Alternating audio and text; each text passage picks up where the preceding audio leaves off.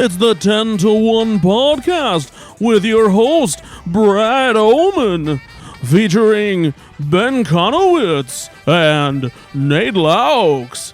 And here's the podcast. Hello, friends. It was a great new episode of SNL this last week. You're tricking. You almost got it. I missed one? Yeah, you silly trickster. But SNL will be back on March 1st with host Shane Gillis. Coming back. Are we okay with Shane Gillis? I like Shane Gillis, but are we okay to say that publicly or no? We did. So we did talk about this when he hosted, and we've talked about his stand-up. I think it was on Go Flix Yourself that we talked about it, maybe, or something like that. But I'm on the fence because while I do think that there is something that does bubble beneath the surface of his comedy that feels like he's tricking the wrong audience into liking him, and there's smarter stuff for people who aren't terrible people in there. The Joe Rogan. Yeah, he's still said some pretty shitty things that aren't really that funny and are kind of prejudicial, if that's a word. I think it's a word, isn't it? No, it is. Oh, yeah.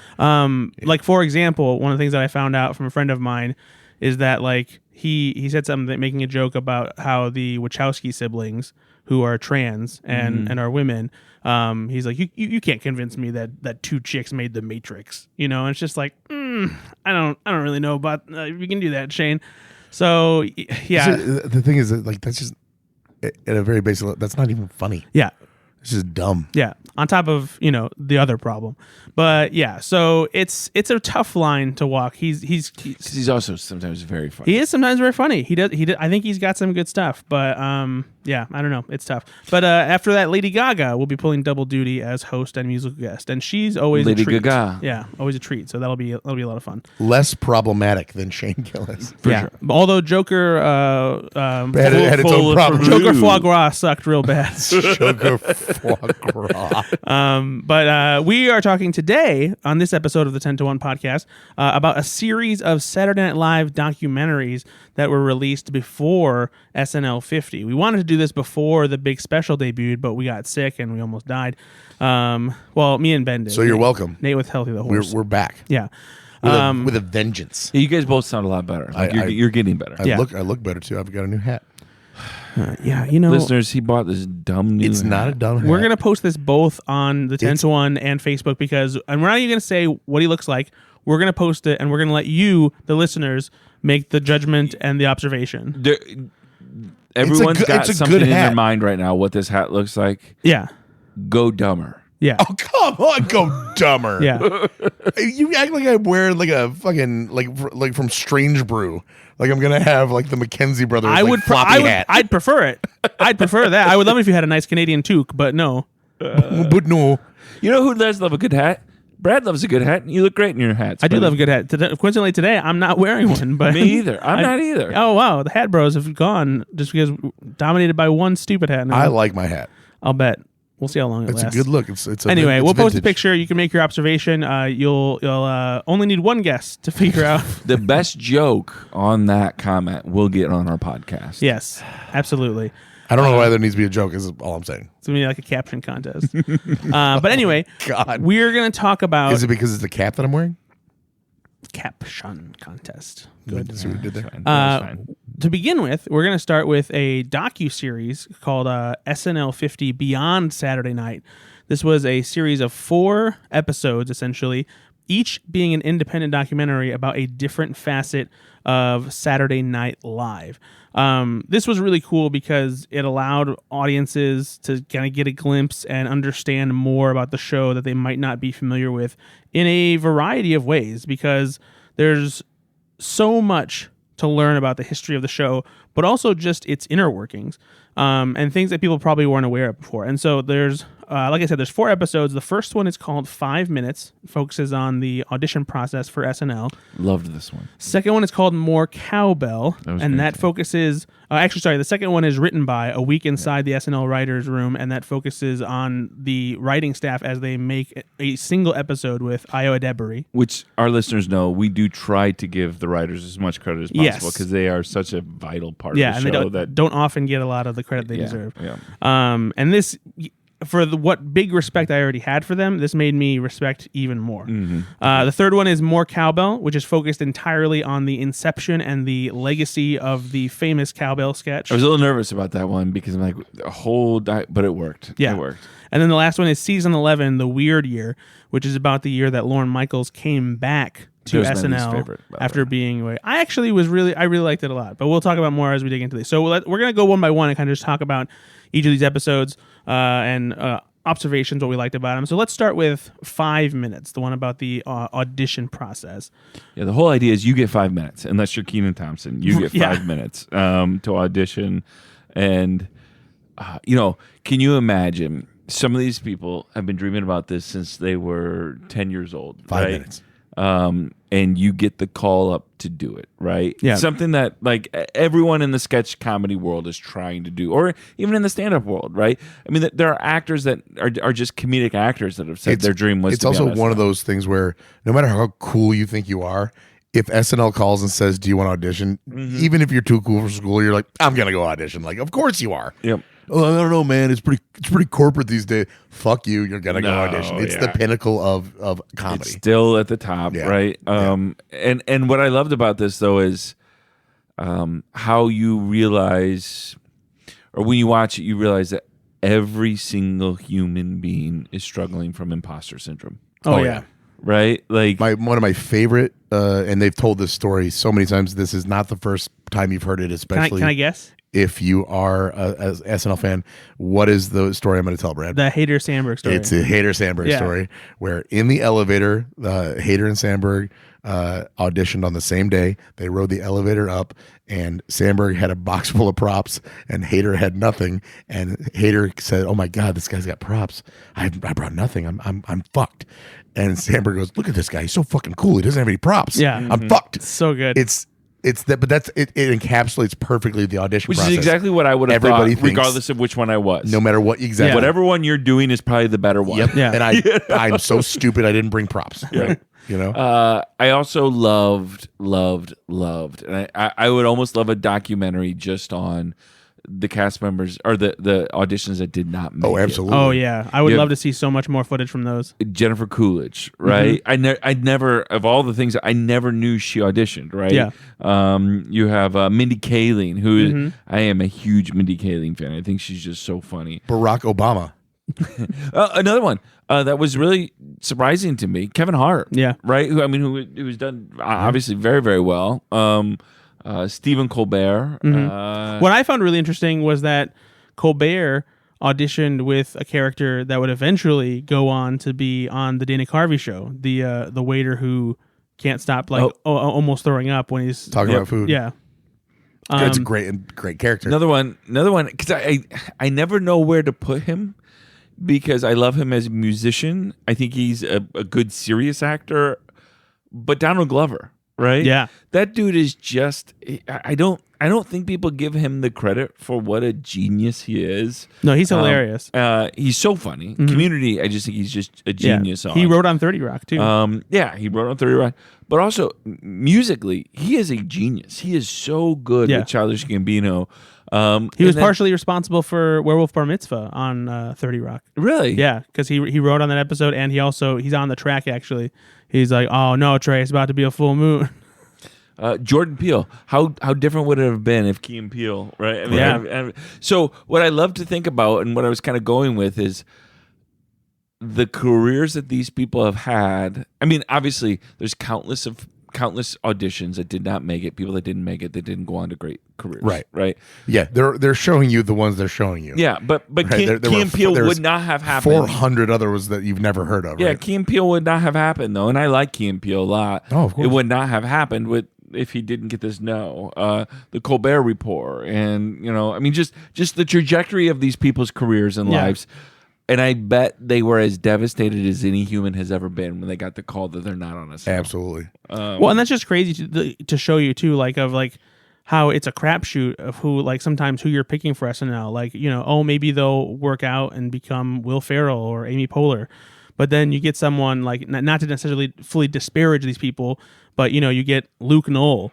You get Finesse Mitchell, people who don't turn out to be big comedy stars. By the way, I looked it up. Sorry, Ben. Vanessa Mitchell was on the show for like 4 years. How did I like? It's nuts to think that. So like you got a very famous person like Stephen Colbert now. And the thing is, it's not that if he did get the show, he wouldn't have been good on it. You know, he would have been good on it because he's proven that he's great on it anyway.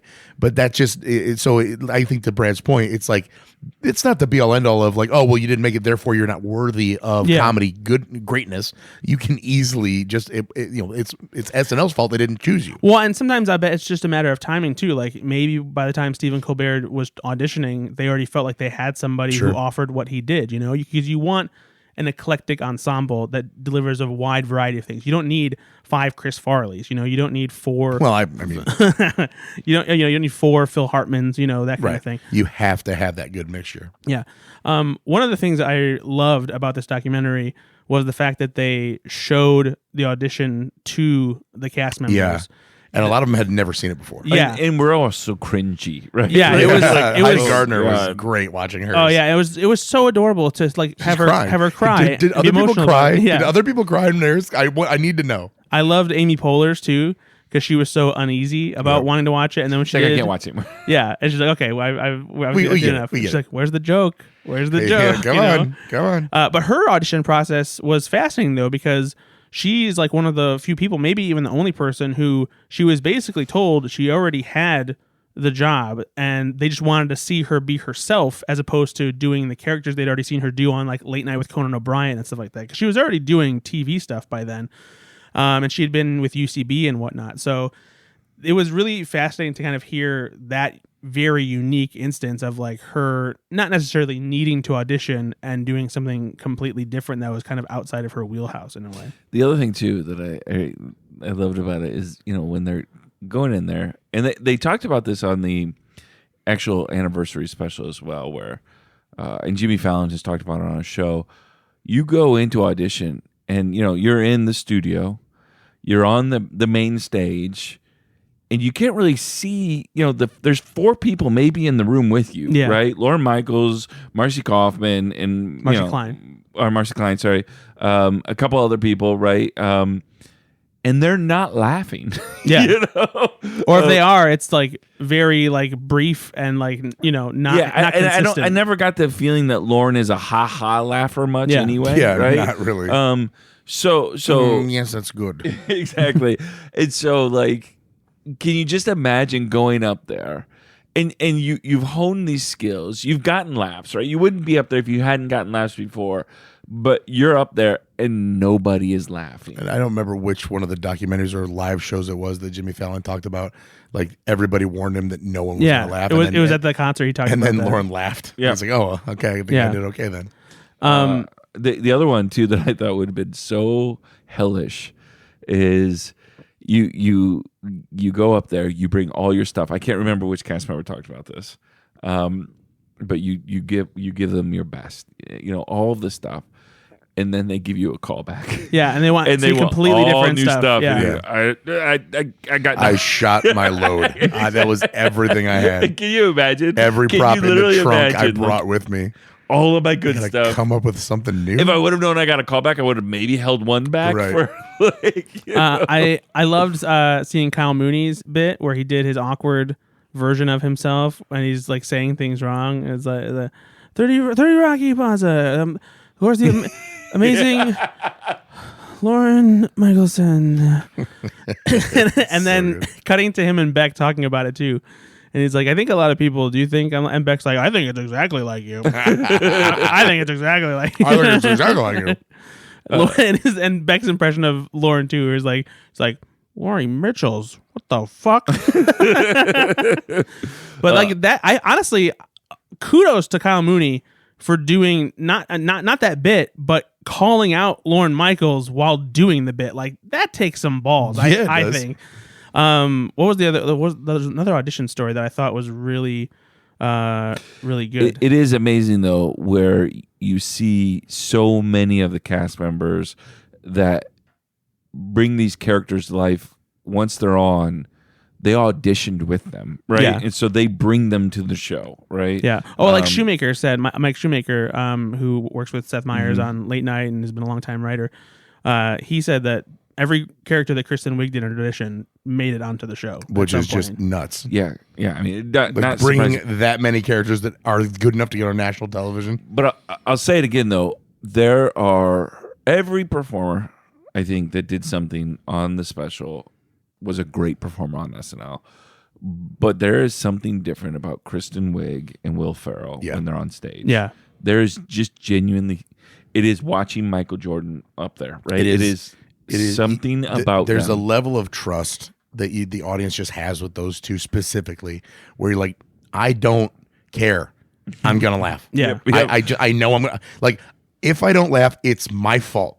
Yep. Is how I feel when I watch Will Ferrell or Kristen Wiig. Yeah. It's ingrained. It's the confidence. It's the energy, And their ability to make everything else better, right? Yeah. I mean, they did not miss a beat, right? Yep. And just so amazing.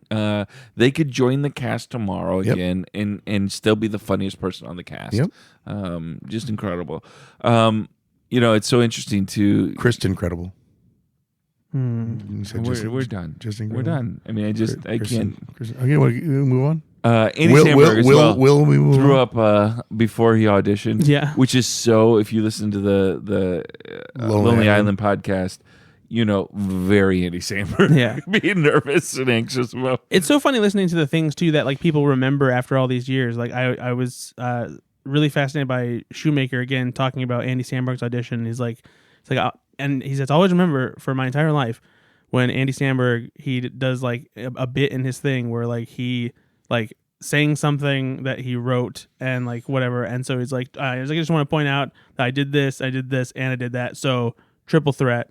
And like Shoemaker remembers like the way like he held his hand like doing it and everything. Like it's such just a weird little thing to remember. But also those are the things they're looking for, right? Yeah. What is the thing that you're going to bring that's unique to this? And it's so funny too because like one of the things I've noticed in listening to Samberg and Yorma and Keeve and all them on Lonely Island, Seth Meyers podcast, Samberg has such just a naturally way of being funny in the way he talks, like the way he shortens certain words or like comes up with weird little phrases of how to say things that are totally normal. I want to do that. Yeah, why don't I do this? This is hilarious. But I never think of it, and he just like so easy, like just comes up with it, and also like they're so close. You could tell he's just done it his whole life with them.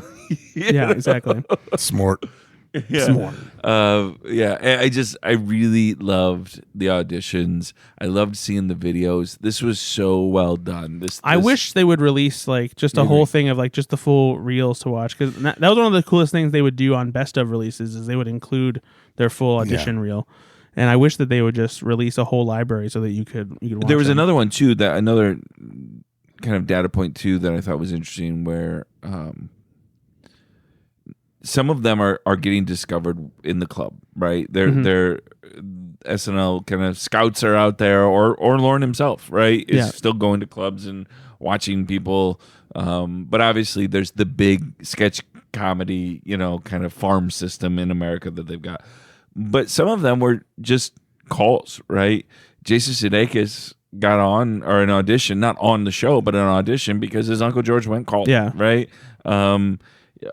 Who was it that Gwyneth recommended? Maya Rudolph. Yeah, I think it was Maya Rudolph. And so that doesn't get them on the show, but it sometimes can help if you know somebody, Yeah, absolutely. To say, hey, you gotta. I think John Mulaney was somebody too. He saw somebody. But think about that. Or maybe somebody saw John Mulaney. George Wendt makes a phone call, and we get graced with the perfection that is Jason Sudeikis on Saturday Night Live. Yeah. Nepotism be damned. That guy deserved to be on the show. He was an all-timer, and it's just, there's something to be said for, like, there's sure nepotism and this and that, but is some of that stuff is like, maybe really, really funny talent runs in that family. Yeah. And that not everyone, too, that gets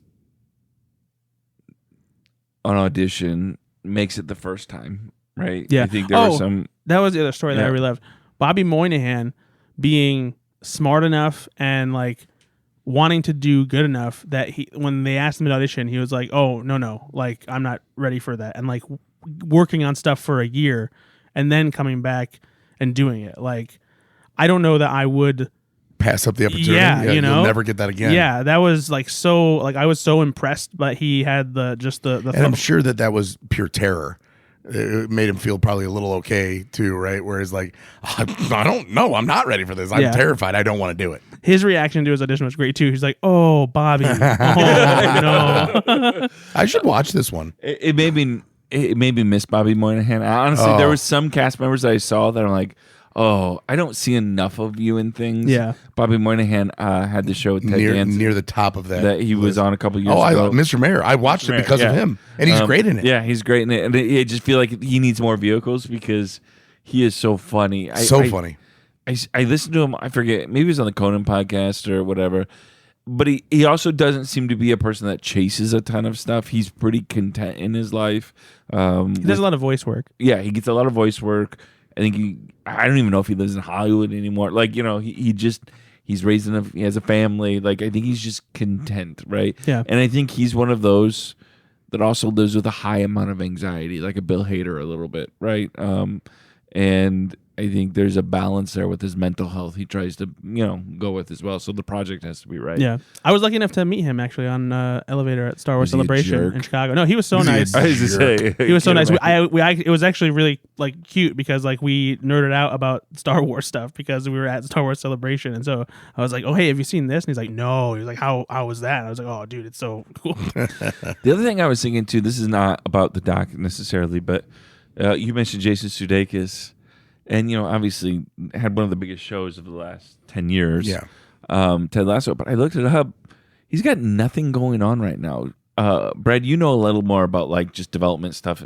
Does that mean he's developing something and nobody knows kind of what it is? As far as I know, there's another season of Ted Lasso that's in the works, actually. But it isn't going to have him in it, though. I don't know. And even if it doesn't, it doesn't mean that he's not part of it, like as an executive producer or something like that. The last thing I want to talk about with this one was one of the things that I loved so much about what they did is they put they had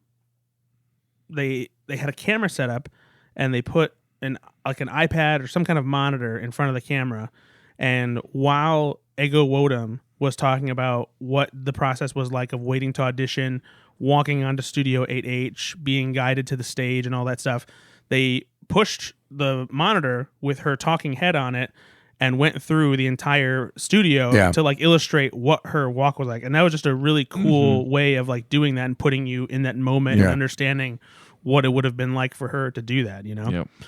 So yeah, that was pretty cool. No, it's that audition process is unlike anything else, right? Like I can't even imagine. Good Lord, the nerves. But I mean, pressure produces diamonds, right? So we get some really, really great performers out of it. It's awesome. So speaking of, sometimes people audition and they're auditioning for the cast, but they don't get it, but they become writers. Mm-hmm. John Mulaney, I think, is one of them. Yeah. And Bowen Yang when he started. Chevy Chase was supposed to be. Yeah, and so the second episode of this documentary is all about the writers. It was when people ask me what I think of this, thought of this episode, I tell them it's very apparent that every writer has anxiety on this show. Oh yeah, because even more so than the exactly. performers, and it's not even probably close. I think it was Jimmy Fowley that said, "I've never been mentally as unhealthy as I am today." And I think he was joking, but there was some truth to it. Oh, yeah. Right? Like that this show takes it out of you. And we know that to be true with The Lonely Island, with other cast members that have been on it, right? You just get, I mean, like I said earlier, like I apologize. I apologize so much after watching these behind the scenes. Yep. It's so hard. Yep. I don't even know what the fuck I'm thinking complaining. It's so hard. It's competitive with other writers. It's stressful because you want it to be good. It's stressful because of the time constraints you're under. You're living in What Have You Done For Me Lately. Yep. You could have the best sketch of the last decade, and then the next day you need to come up with something just as good. Yeah. And that's just, it's crazy to think that you have no downtime to even pat yourself on the back a little bit to be like, wow, what a great thing I did. Nope, it's next week. We got to go. I don't remember if this was during I don't think it was during this episode. I think it was during the audition episode or something like that. I think it was Sudeikis who talks about like what he got on in like his first episode or something like that. And it was like 2 or 3 sketches. And then he's like, and then I didn't get shit on the rest of the season. Yep. But this was amazing to watch because like we knew, I think, a big chunk of the process of how SNL operates just because we're big fans of it. You know that writing night is Tuesday.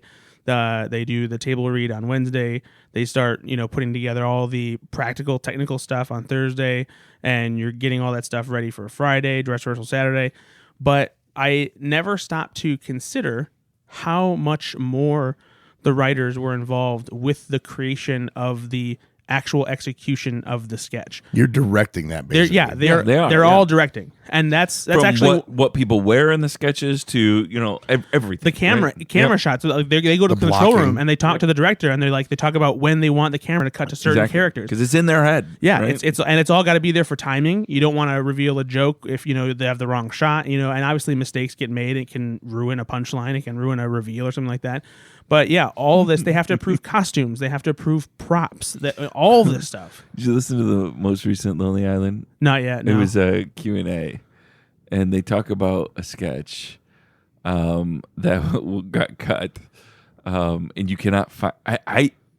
It may have actually made it to air, and it is not online anymore. Which one is it? I can't remember. Oh, okay. Seth has talked about the sketch apparently before, how it's the worst sketch he's ever seen on SNL. Really? Yeah. And he was saying that the writer of the sketch, again, I don't remember the name as well, but he said, Lauren looked over at the writer and goes, "Do you want me to help you bury this?" Oh, wow. Lauren, just the king of just devastation. Yeah, exactly. And they talk about that. Like, there's just... Right. I remember, is that something you're proud of? Yeah, proud of that we're one? proud of this one. We're proud of this one. This is something you want America to see. But again, though, you are king of the world. You get Beavis and Butthead on, right? Right.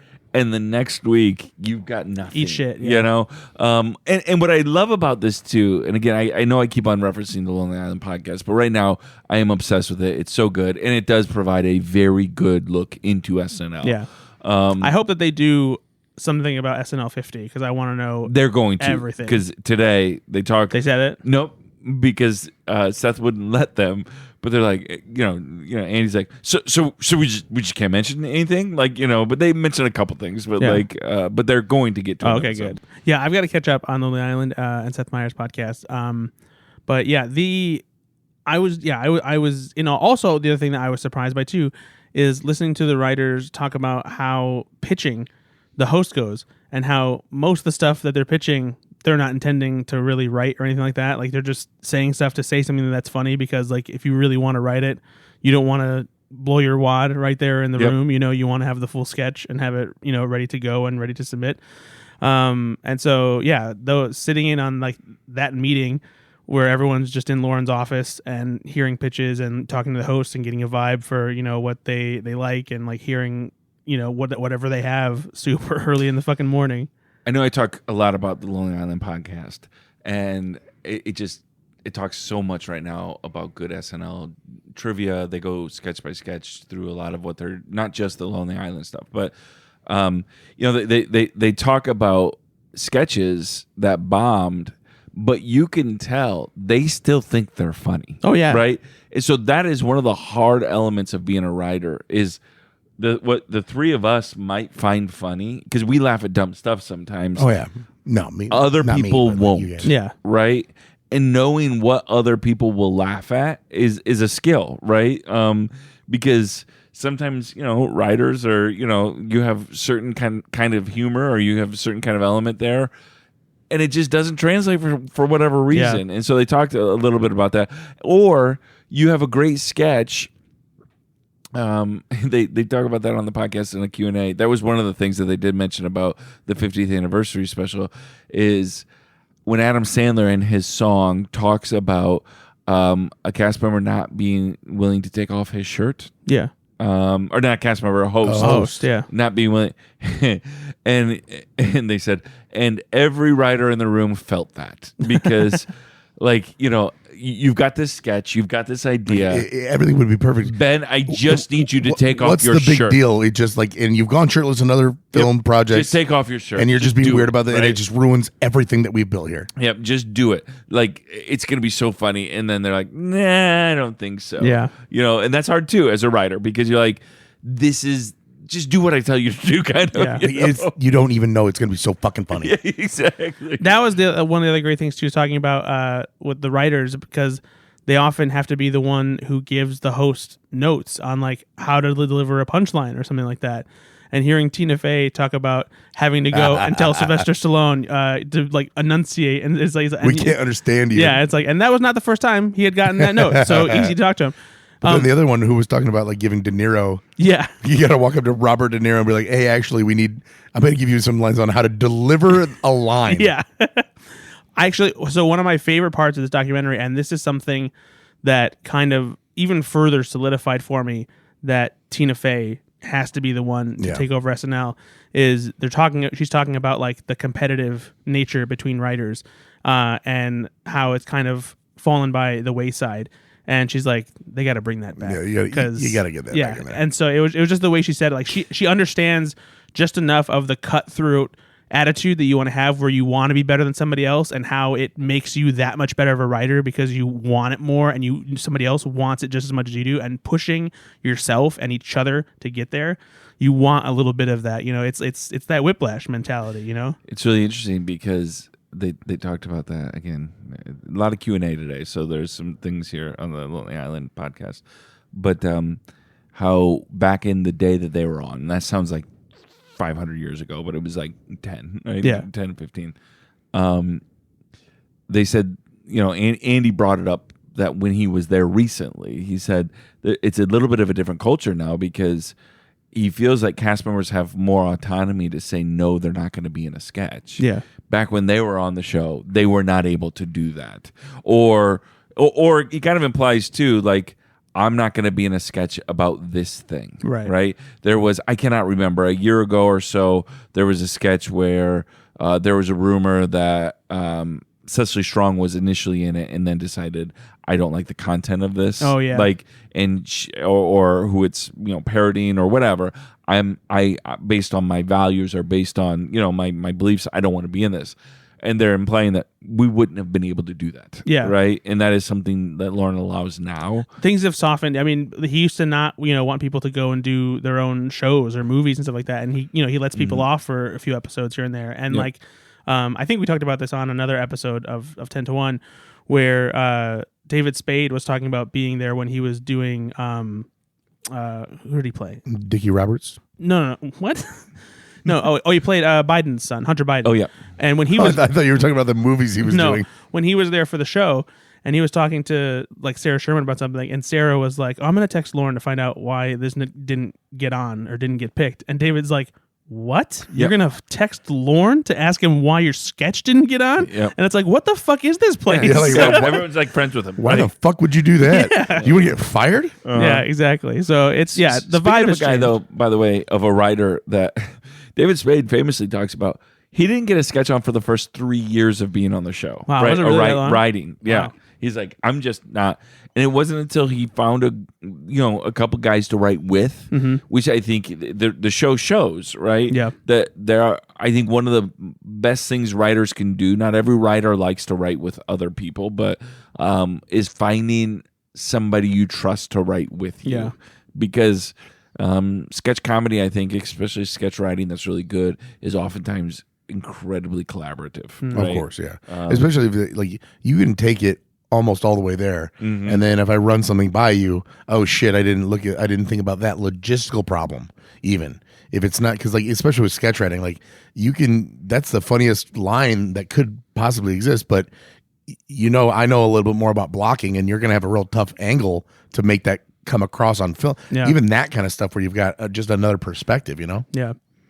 But yeah, this I think for me, this was the most revealing and fascinating episode of this docuseries. This made me the most apologetic. Especially because us being such super fans, I felt like I was learning stuff. I was like, wow, I had no fucking clue. No idea. Never knew about it. And again, kudos to giving the writers their own space. Yeah. Because they don't get enough they don't get enough. You know what I don't get enough of? What? Cowbell. Yes. Oh, look at these amazing transitions. We're really good. Yeah. Wait, why? I ruined it. That's fun.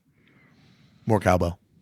No. Had you, Ben? Had you seen that sketch before? I don't even know what you're talking about now. He didn't understand. He didn't get it. Christopher Walken saying, "You ruined my life." It's just like great. He hates that sketch. There was a lot about this one. Like I wasn't sure how they were going to do it, right? Because obviously, great sketch. I mean, really, genuinely. Oh yeah, it's probably, if not the best one of all time. One of the most definitive SNL sketches of all time. Became a cultural phenomenon. You know, like Wayne's World, where people are quoting things. But I wasn't sure how you can turn that into a full, docuseries kind of thing, and it was fascinating, all of it. Especially because they found that it wasn't just about the sketch. There was a lot of really fun tangential stuff Blue that was tied Oyster to Cult. it. Oh man, those guys. All the back and forth. Who really was the? No, I played the cowboy. No, I was Bruce Dickinson. Yeah. I mean, I was the real Bruce Dickinson. And then to find out there really was a Bruce Dickinson. Yeah, he was just like a line producer though, and didn't have anything to do with that album. And he worked on like the compilation that had the hits. Yeah, love that. Such great stuff. And like talking about like the actual instrument, the cowbell and its evolution, having people like Dave Grohl and what's his face from Queens of the Stone Age. I always forget his name. I can't remember his name either. Roscoe B. Jenkins. There you go. That's it. Yep. No, but this if I had one complaint about this one is it was such a starkly different tone than the other ones, almost like kind of hokey at times. But the more I thought about it, it almost kind of felt like it was trying to capture like a certain like TV documentary vibe, maybe from around the time that like the sketch did come together. So like being a little bit more cheesy and playful about it. It was definitely like cutting to that guy a lot, where he was the really egotistical producer guy. Yeah, leaning a little too much into that. Well, and also like having the voiceover like do like funny little bits, even though they were like more cutesy than funny. Did it feel more like a VH1 documentary to Yeah, definitely. Yeah. This was the one that felt much more like a TV documentary. Still really honestly, if enjoyed it, VH1 brought a series like this and where they were just going over sketches, like Oh, I would watch so many of those episodes. I wish that they've got to be available online somewhere, and I haven't dug deep enough to find them. But I loved those VH1 Decades sketches. I love the 80s. About no. They did it when this was the year of I think SNL's 25th anniversary. Oh, gotcha. VH1, produced by Broadway Video, did an entire run of sketches or of documentaries, hour-longs, about the different decades of SNL. They had one for the 70s, one for the 80s, 90s, and 2000s, and that's where they were. Because that's where I first heard man, they used to make some freaking... They had good stuff. That's where I first heard the story. That's where Bill Hader talks about discovering YouTube because of Lazy Sunday. Lazy Sunday, yeah. There's so many great anecdotes, and that's actually where we'll talk about this later. But that's where they got the footage of Lorne for the season 11 2005. Yeah. But yeah, so this I thought this cowboy sketch was so fun because there were so many things that I didn't know about the sketch. How about the wood block? Oh, that blew my mind. I had no idea that it was originally woodblock and not cowbell. It's just so silly to think about how nuanced that is. By the way, was it that Will Ferrell put on a tighter shirt? Yeah, got it. Smaller shirt. That's not the shirt he was wearing in dress. Yeah. No, I didn't know if he just pulled it up more, if he actually had a completely smaller shirt. Yeah. Which explains a little bit of Jimmy Fallon losing it more. Oh, for sure. Right, because... Oh, yeah, and then just being like letting loose instead of just kind of rubbing up against Parnell. Yep. Like bumping up against him and like really getting it, turning it up to 11. Like that clearly, that dress was much more subdued. And then, of course, hearing that Walken was basically doing a parody of himself. Yep. In the actual live show, because in the dress they were a little bit like, ooh, he's just kind of phoning this in a little bit, but clearly just saving his voice. I love that. There was I had no idea that it was in the in Shit Can Alley too. That's where the sketch was, which was interesting to hear. Which is kind of show you how much they believed in the sketch, right? Like they don't put their top sketches over there. Yeah, right? I do think that it's more of a superstition probably for the writers and cast than it is something that anyone actively chooses to put a sketch there because they think it's going to be bad. Because there is even one person, I forget who it was, that talks about it. They're like we had no preconceived notions. Like there's we didn't put it there, because of that or anything. I think it just happens that like some bad sketches have ended up there, and that's just how it goes. But yeah, all the interesting details. I had no idea that it was originally written when Norm was hosting and it didn't work, and so Will sat on it and brought it back for Walken. I love the other little details too of like they point out in the background of like the crooked sconce during the live that got messed up that I never noticed that you could see Walken in the back room like and then there's smiling. Another producer back there. There's yeah. just a guy that looks like he would be a record producer. Yeah. And he's an actual sound guy. Sound too. guy from Saturday Night. No, that was one of the things. Again, I've seen this sketch. I mean, honestly, probably 30 or 40 times in my life. I've watched this sketch so many times. I never noticed Christopher Walken in the back laughing, like and just smiling, right? Like understanding how funny this was, and that's the gift that these documentaries give to you. Is you last I checked, we don't have a lot of songs that feature the cowbell. Just all those lines are amazing. I also loved how the details for all of the band members were completely wrong. Oh, absolutely. That was so good that they have to match up different clothes with different names. It's like, well, actually, this is this person, and that's not me. I didn't play the bass. Yeah. So funny.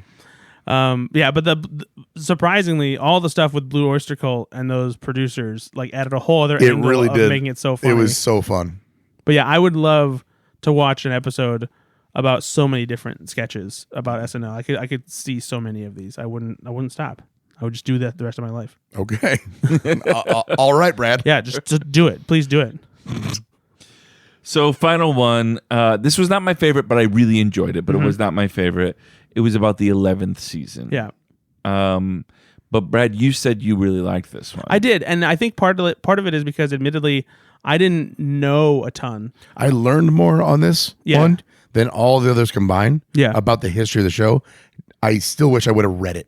And then I had a different documentary made, about something different because like this is all informational for me. Yep, I think that's what it was. Yeah. It just wasn't. How I felt. I wasn't as riveted, maybe. Yeah. See, for me, I think what I appreciated about it was both informative and redemptive for a season that is largely maligned by a lot of people, and I think I appreciated that they picked out some really interesting things that you wouldn't even see on SNL today. Like having Francis Ford Coppola direct an entire episode. And I didn't know that at all. Yeah, that's awesome. That's crazy that even happened. And that's something that wouldn't ever happen on SNL today. I also did not realize truly, I mean, John Lovitz is on the show and he's a beloved SNL alum, but I didn't realize he was basically like the breakout, the Eddie Murphy of that season where everything was like, dude, as long as we got Lovitz, we're fine. Yeah. I mean, that's nuts to think about. Yeah, I had no idea about that. It was how powerful his role it was in reviving the show. Yeah, and I liked seeing clips that I wasn't as familiar with. Seeing stuff that was funny during a season that people largely hated and have forgotten. Well, and then at the end of it, right? They literally had it was a burning studio clip. Yeah, of like who's gonna make it next year? Like how like credits with question marks? Yeah. What a weird way to end it. Like, bonkers, man. Especially I forgot since Damon Lauren Wayans was on the show, by the way. What's that? I forgot Damon Wayans was on the show. Oh, really? Yeah, I did. I forgot. I knew that he was famously fired for playing the character. I didn't realize they brought him back, though. I didn't know that either. And they're famous for that, right? Like, they're basically like, you're persona non grata right now, but then Shane Gillis comes back to host. Right. Right? It's crazy. The writers thing was something I was familiar with because they talked about in one of the VH1 docs, so I did remember that. But I mean, him bringing out Lovitz, like saving Lovitz from the cast. Right? Like, no. It's a just go wait in the car. But yeah, I mean, like hearing from people like Terry Sweeney, how like him being the first openly gay cast member, and the remarks he would get from other gay comedians and stuff like that who like inspired them. I think hearing the good things about this era, which people have forgotten and don't praise very much. You don't see a lot of best of clips that come out of a season 11 or something like that, and I like that they shined a light on it. Plus it was nice getting like the real history of like how the cast came together and what the vibe was like. Lauren coming back and like how he felt like he had something to prove and wiping the slate clean and all that stuff. And it's interesting to just hear like that as in control Lorne Michaels has seemed in SNL for so long that even him, when he came back, was flailing, like desperate to make it work again, I know Dick Ebersol is often kind of viewed as a villain in some circles with SNL because I think there's some people that just believe that like Dick Ebersol was maybe one of the people that, was why Lorne left or got him to leave. There's because even in the Saturday night film, you see the tension that Dick Ebersol has as being somebody that does believe in Lorne and believes in sketch comedy, believes in the show, but also says we got bills to pay and we've got a network to make happy, and if we don't make them happy, we got bills to pay, we got mouths to feed, and ain't nothing in this world for free. But I get Dick Ebersol a little bit to say, I want you to be you, but you have to work with me here, right? See, John, it's a Polaroid, and what you do. So it just so that was fascinating to me again to see some of that stuff, but I agree with Ben. I thought this one was It was very interesting and informative, but it wasn't as entertaining to me as like it was a lot of like, wow, I didn't know that, rather than. But I love that and stuff like this. It's fine. It was fine. And not everything needs to be a fucking joke, Ben. No, it is better if it is though. It is better if it is though. Not all the time. Sometimes you can learn. 4 incredible documentaries. Do you guys like music? Not really. This transition is bad. What about? Do you guys like food? No. Wait. I got another one. All right. You guys ready to go on a quest? Oh, That's better. I love. What about going this on one? a quest? Would you love to go on a quest? Oh, there it is. That's the much better transition. I would love to go on a quest with you. How about that first 5 minutes of that documentary? Yeah. Well, so just to be clear, Holy we're shit. talking about, ladies and gentlemen, 50 Years of SNL Music, which is a feature-length documentary. 2 hours. Aired on NBC and then is available on Peacock now. And it's directed by Questlove, who is the band leader for The Tonight Show, Jimmy Fallon, and also the drummer for The Roots, famously. Man. And this was a documentary solely about the musical guests that have been on SNL over the years. And Musical guests and musical sketches. yes, musical sketches too. I was not expecting this to be a feature-length doc, and it was fantastic. Yeah, such a great surprise, because typically I don't care too much about the musical stuff on SNL. Obviously, there are some fun. We don't even talk about them on the show usually. And there's some fun stories that have come out over the years, and it's great when the musical guests get to play with the cast and do sketches. But this was an incredible documentary. But yeah, you're right, Nate. Starting off with like this huge mashup of both clips and the live music from the show. Incredible. I mean, just I want to listen. I want to listen to it. Exactly, the creation of that clip, or that montage. Yeah, incredible. And it kept going. Like I was like, oh, this is cool, and it's like, wow, like he's really going for it. No, I you watch more documentaries than I do, but I do try to watch a decent amount. As a documentary as a whole, not just because I'm an SNL fan, this was just really well done. Yeah, like the whole thing was just really well done. Kudos to Questlove. He loves SNL. I mean, I've heard him in interviews now. Obviously, I think he's a native New Yorker, but like he just loves SNL. And there was so much good stuff here, from talking about Sinead O'Connor to Adam Sandler doing his songs to explaining the Ashley Simpson thing. You all the big moments over the years that have happened. You and don't realize how much music really is a part of it. And I think what I liked is that they, even though there were those stories that we do know, like Sinead and Ashley Simpson, they provided a lot more detail. Well, that's what I mean. Like, we all know on paper like what happened. Yeah. But they really dove into like why it was important and why. Like, even with the Ashley Simpson, which is such a silly thing to talk about, but her voice was maybe not the best, and in dress, and this happened. They really delved into it and kind of give you, hey, you want to know? Here's what really happened.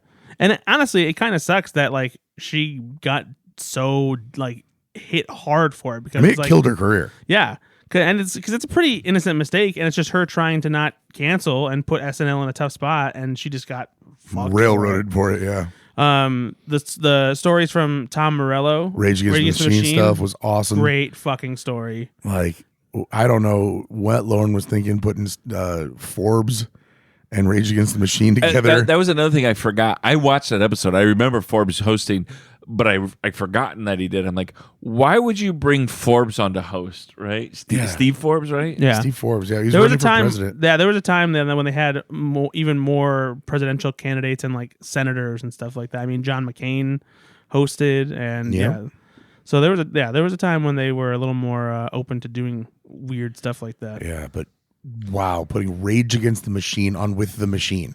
The height of irony. Yeah. Elvis Costello, that was another good one where he changes the song up. You know? Yeah. And I'm sure Lauren's just going, what the hell is he doing? Right? And that's actually something that I learned too, because I had no idea that during SNL 40 that was when he performed with Beastie Boys. That was a reference to that happening on the show. So that was really cool. I love hearing from Jack White because he also loves comedy and SNL. I think he's actually friends with Lauren too. He's a great talking head in this. Well, no, he wasn't in the Talking Heads. Fucking asshole. But he is. The other one that There's David Byrne. David Talking Byrne. Heads. The other one I really love too is when they're talking about Kanye. Oh man, that was a story I was not aware of at all, and I'm not even sure a lot of people are. Now they don't have to worry because nobody's ever inviting Kanye back anyway. So let's just air it. But how that turned out with the credits and him just continuing to talk and do stuff after that, and so fucking weird. The who was it who felt super awkward because it wasn't Ego, right? It was no, I think it was Ego, was it? Because she looked around and looked around and she's like, I'm the only black person left on stage. That's just got to be awful. Just to be stuck there and what the fuck are we supposed to do now? But no, if you haven't watched ladies and gentlemen, 50 Years of SNL, it's just, and again, even if you're not a huge music fan and just an SNL fan, this is totally worth it. I'm gonna echo that sentiment because I'm not. I don't love the musical guests on there. It's fine. It's part of the show, but if I could fast forward it, I normally do if I watch it the next day, unless it's one of my favorites. Yeah. But this was so well worth your time. They also again talk about the Lonely Island, again because of their musical Adam Sandler, sketches that are theater type of musical sketches. There's just so much sketch stuff that's brought into the documentary. I was glad that they did a little segment about the musical comedy stuff along with this and giving it that treatment of because it is music and it is comedy. So hearing from the Lonely Island and some of the other various musical bits that have been on the show over the years, it was just really cool. Just awesome. I was sad after all of this was done because we have been talking about this on this podcast for so long, building up to this 50. And it paid off. It paid off. But now there's a void. Give me more. I actually saved up some of the late night clips that I hadn't gotten around to watching of Bill Murray and Amy Poehler and Tina Fey stopping by various talk shows and stuff over the couple weeks leading up to SNL 50. So it's been nice to go back and watch those. What did you guys? A couple quick things. Just two more things that I learned from the podcast, The Lonely Island, most recent one, Q&A. First is they did not do a dress rehearsal for the 50th anniversary. Yeah, I forgot where that popped crazy? up, but they just couldn't. Rehearsal. Yeah. No, you couldn't get everyone there, right? It's a 3-hour show. You're not going to do another 3 hours before. So even more impressed with the overall production, right? Yeah, just but also a lot more forgiving of any little things that did go wrong because they're running blind. No much, time right? to do. Yeah, wow, incredible. So, the other thing that was interesting is during the 40th, Lauren was in all of the anniversary specials hammered. Lauren produced. He was underneath the bleachers. He was calling shots. And did you notice where he was this one? In the audience. He was in the audience. You think that has anything? You think that for him was? It's time to let somebody else do some of the work here? No, I think what it probably... He was sitting by Sandler, I think. I think what it probably was is the 40th was the first time they had ever done anything that big, because even the 25th wasn't that big. Yeah. 40th, it's naturally getting bigger and bigger, right? Yeah, 40th was a huge celebration. I think that probably did require him to have his producer hat on and wrangle all those people and everything. This time, I think they probably had a better idea of what they were doing.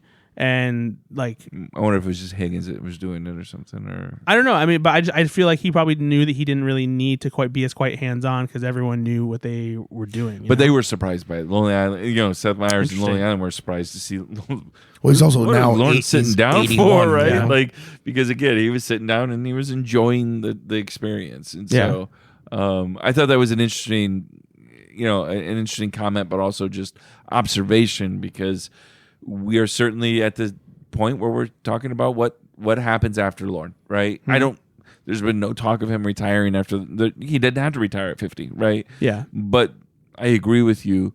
I think Tina seems to be a pretty the good logical choice. Yeah. And Until I hear otherwise, I'm assuming. I don't want Lorne to go, but I also want Tina to start. So there's this weird thing where, like, if Tina's going to do it, I would love to see what Tina can do. Because what Tina does is always good, you know? It's another one that I trust with my whole heart. But yeah, these were all such good documentaries and specials. One last thing that I want to give a shout out to is what was basically amounted to an SNL 50 pregame, which was the SNL 50 homecoming concert. Everyone from Miley Cyrus to Cher to a reunion of Nirvana with Post Malone and Jelly Roll and the B-52s, so many musical acts. But what was also great about it is they did have bits. And 2 fantastic bits that were there that easily could have been in SNL 50, and I'm glad they made time to do them during the concert instead, just to give them some of the spotlight. Was first, there was an amazing Lonely Island medley of a bunch of their different songs and moments from SNL digital shorts over the years that included Lady Gaga with Singing with Andy Samberg, Chris Parnell, Bad Bunny. And that was hilarious because they were able to bring in people like Eddie Vedder and stuff to like perform bits of songs like Dick in a Box and I'm on a Boat and Jack Sparrow.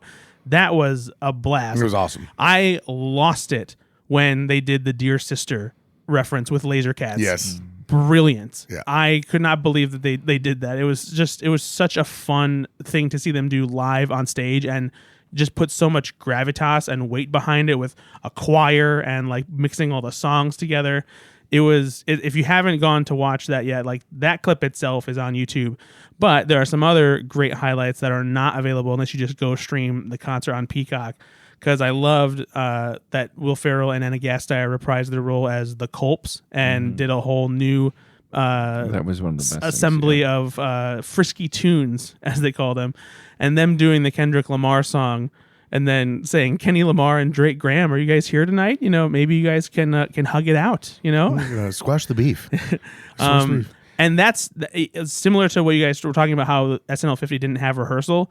They didn't rehearse that except for the day of. The day of is they did it once and that was it. And the fact that they pulled that off so seamlessly, because that's like fast moving musical lyrics. Like I don't know how to even. Yeah. Shout out to Anna Gasteyer, who again was an excellent performer on the anniversary special. She was great. She was in a lot. And she was. It. Made me realize underappreciated. Yep. For sure. And then one surprise thing that happened during the concert I was not expecting, but Tracy Morgan appearing and putting Lorne Michaels on blast. Disrespect me. Yeah. And then also singing the theme song to Astronaut Jones. Rocket. What a great deep cut. I'm taking a rocket. And it's just him. Like, he can't really sing at all. It doesn't matter, though. I love it so much. Look out, moon. It's just great. What's a real bummer is none of the Astronaut Jones songs are officially available on YouTube. I want to listen to them. I know. All I want to do is watch them. But they did get a shout out in SNL 50 for being about sexual harassment in memoriam bits. That's so good. But yeah, if you haven't watched SNL 50, the homecoming concert, the musical performances are so much fun. Yeah. Really good Post stuff. Nirvana by itself, just so watching good. that was cool as so shit. good. Yeah, it was a lot of fun. So yeah, feel free to go check that out as well. But yeah, this was our episode about all of the SNL 50 stuff that led up to the special, and it's just been such a treat to like dig into all this stuff. It's well worth your time. And again, even if you're on the fence at all about, well, I don't really like the music, as you know, I don't find that as interesting as the comedy, you should double check that. Yeah. Like, it's well worth your time to watch those documentaries. And I don't know if Peacock still has it, but I just recently, for this, for all these specials, bought a annual Peacock subscription for half off. I don't know if they still have it. $30 for the year. Oh yeah, That's not bad at all. But even if they don't, buy a month of it and cancel it. But just it'll be worth the $8 or $7 that you have to pay to watch all of the SNL content they have right now, because it's so yeah, because they also have a whole SNL hub where they have like little decades compilations of tons of different sketches. And one thing before we go, something that happened in one of these documentaries that I never thought about, and you never did either, go ahead for me right now and just go ahead and sing the SNL theme song. Oh yeah, it was that was embarrassing really because I paused it and I was like, I don't even. It's a fucking saxophone, but I don't know what it is. It's literally at the beginning of our podcast, and it's I don't know. No, it's drums. Is do do do do do bow bow bow bow bow bow bow bow bow bow bow bow bow bow bow bow. This is why we need a video podcast, because that was amazing. So yeah, you were all in right there. You want to borrow my hat? I love being a one-man orchestra. Oh my god! But it was so funny because I'm like, there's choreography. I know what it is, but I can't do it. Yeah. No, and it is so. Like it's scat. It's all over the place. Yeah, improvisational jazz. But also like definitive. Like when I hear it, I'm like, that's SNL. Yeah, exactly. Yeah. So Lenny Pickett and G. Smith. We had some G. Smith. Yeah, we got some G. Smith. So that was awesome. Yeah, just guys, go watch it all. Go watch it all. And then when you're done, prepare for the new episodes of Saturday Night Live, which we will be recapping and reviewing after every new episode. So we'll be back after the March 1st episode that Shane Gillis returns to host, and then we'll be back the week after when Lady Gaga returns to host and pull double duty as musical guest.